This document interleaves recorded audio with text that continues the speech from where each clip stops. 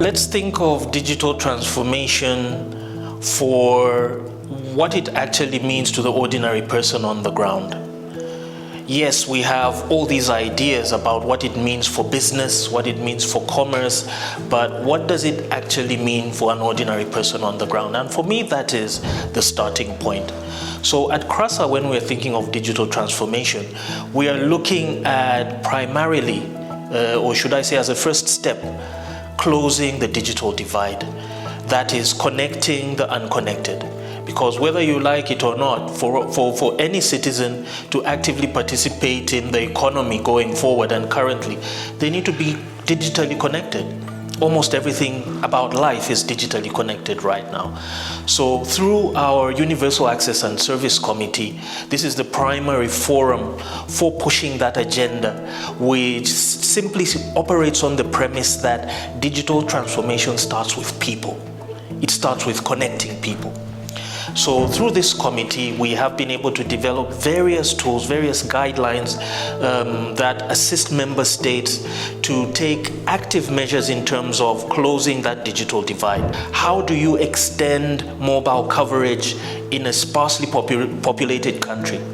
That is a universal access and service question, which our members are actively solving.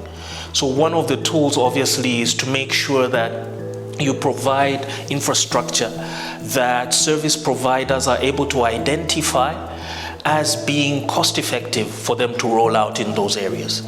There are various models for doing that. Infrastructure sharing guidelines have been developed by CRASA for that. In some jurisdictions, I'll give you an example of Zambia, for instance, where it is the regulator through its Universal Access and Service Fund that is actually erecting these communication towers in far-flung areas and then mandating the service providers to have their infrastructure on those towers so that they have no excuse of not providing service to underserviced or unserviced populations.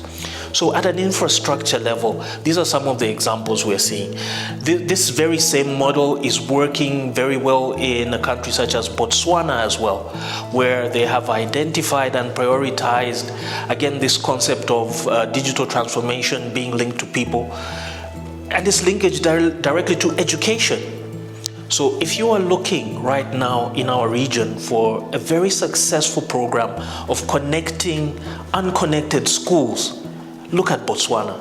It's a remarkable example of how they not only provide the infrastructure, but they also provide the means to sustain the business case. They provide capacity within the schools. They provide remuneration even for the technical staff that are helping to bring up those schools and to become self-sustaining in such a program. So there's several examples of universal access and service in action as our first step, our fundamental step towards the digital transformation agenda. Now, above and beyond that, digital transformation is something which I believe should be linked to initiatives and interventions that have the most impact on society.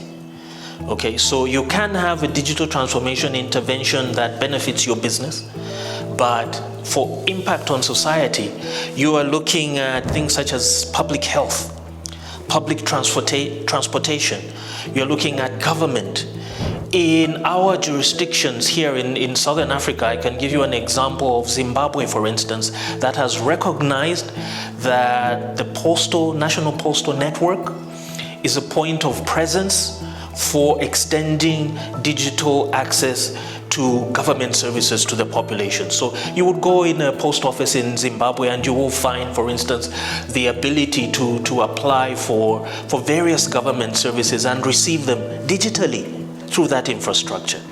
So when you link digital transformation to initiatives and interventions that touch many more than touch the few, you are generally advancing the digital transformation agenda in a more impactful and meaningful way.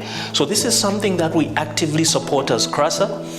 We not only provide a platform for these regulators to share best practices and to also offer technical support and assistance to each other, we are also in a position to attract, investment.